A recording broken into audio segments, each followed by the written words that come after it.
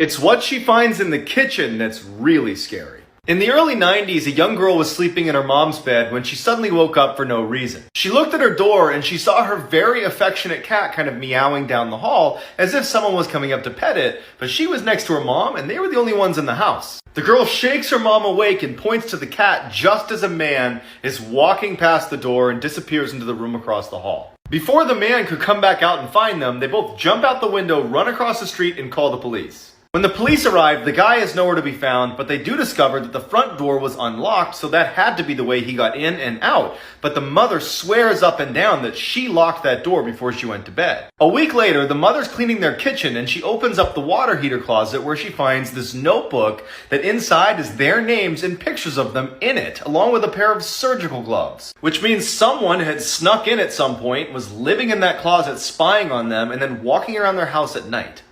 Storytime about how I married my blind date after knowing each other for 2 weeks. After I broke up with my ex who cheated on me 4 times, I swore off men. But my friends and family were constantly telling me that I should at least try dating other people. I went 2 full years without dating anyone, and it was the best decision I ever made. Instead of going out on dates, I decided to take that time to work on myself. I prioritized myself and started doing the things that I've always wanted to do. For example, I always wanted to learn how to play the piano, so I put myself into piano classes. I also started taking belly dancing classes, and I signed up to Pilates. I also decided to focus on my mental health because I realized that I always depended on validation from men. It was the happiest I'd ever been. My family even saw the changes in me, and my mom told me that maybe it was time for me to start dating. Last year, my sister signed up to a bunch of dating apps, and she actually met some really good men. I really thought about it long and hard, and I decided to sign up for one too. And I told myself that I would take it slow and easy. Finally, I went on my first date. It didn't go very well because my date only talked about himself and didn't ask me any questions. But then my second date was this amazing guy. And I kid you not, it was love at first sight. Part 2 is up.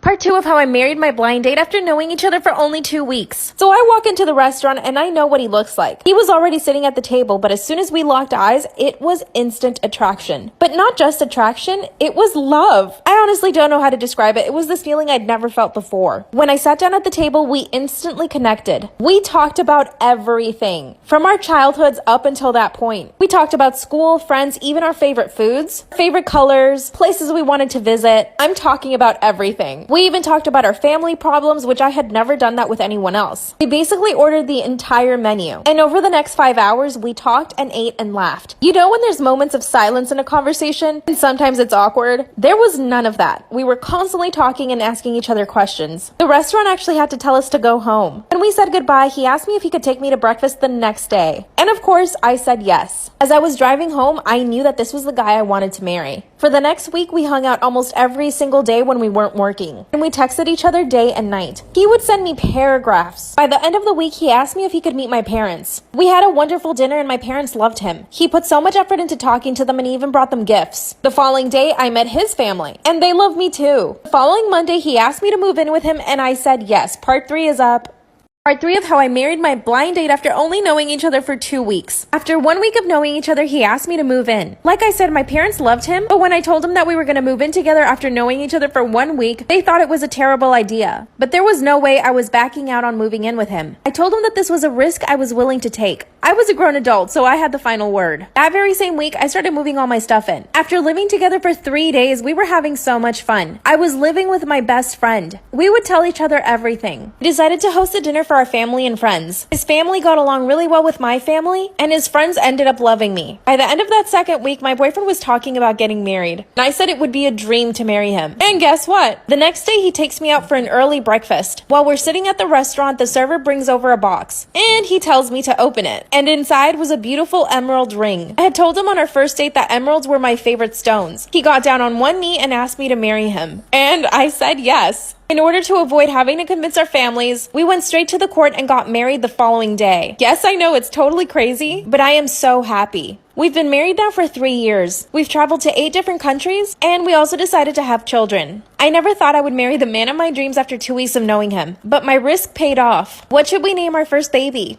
This is why you should never study too much. Kenzie's mom was obsessed with her getting good grades, but she could have never expected the terrifying things that this would lead to. Eventually, Kenzie's mom bought her an old school desk so she could study even more at home, but this was a grave mistake. Soon, Kenzie started to feel a sharp pain in her back, but only when she sat on the desk. This got worse and worse until she just couldn't study anymore, but no one could expect the true reason behind why this was happening. Kenzie's mother started to worry, so they brought her to the doctors. Mysteriously, there was nothing wrong with her, but one day by accident, they found a secret none of them know. Something truly horrifying was happening behind the scenes, and nothing about Kenzie's mysterious back pain or the desk is what they think it is. Follow for part 2.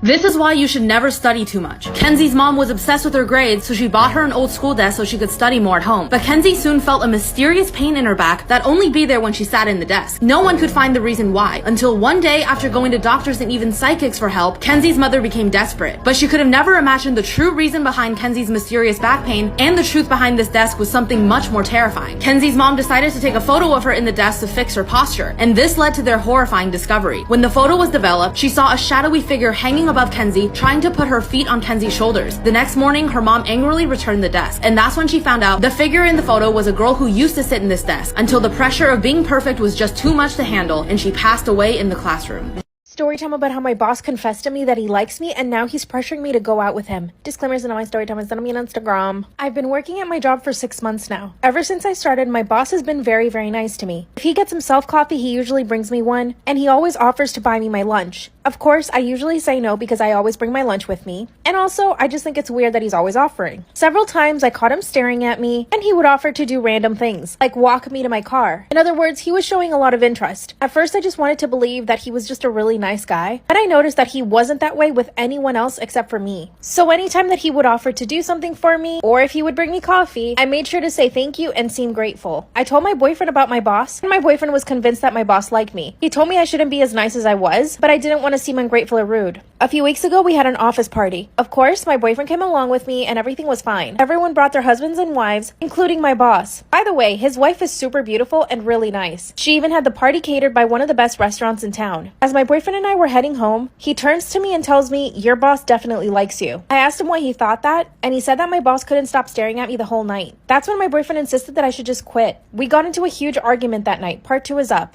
Story time about how my boss confessed to me that he likes me and now he's pressuring me to date him. Part 2. My boyfriend told me that my boss had been staring at me the whole night. Then he started insisting that I should just quit my job. We basically fought the entire night. I told him I would never quit my job and that my boss was harmless. But it turns out that my boyfriend was right. When I went back to work, my boss started asking me a lot of questions about my boyfriend. He asked me how long we'd been together, if the relationship was serious, if we lived together. He tried to make it seem casual. On the 5th question, I asked my boss if he was okay. Then he laughs and says, "I just want to make sure you got a good guy with you." But he sounded so jealous instead. A few days later, I caught my boss staring at me again. And this time I got really annoyed. I stared back at him and waved. That's when he waved back and smiled at me. At the end of the day, he offered to walk me to my car. And I said yes. As we were walking to my car, he starts telling me that he thought I looked really pretty at the party. And that he wanted to confess that he couldn't stop staring at me all night. That's when I turned to him and I said, "Yeah, my boyfriend noticed." He responds, "Well, your boyfriend's very lucky to be with you." And that I was clearly asking for attention with the dress that I wore. By the way, my dress was a long sleeve turtleneck that went below my knees. That's when he says there's nothing wrong with a little flirtation. Part 3 is up.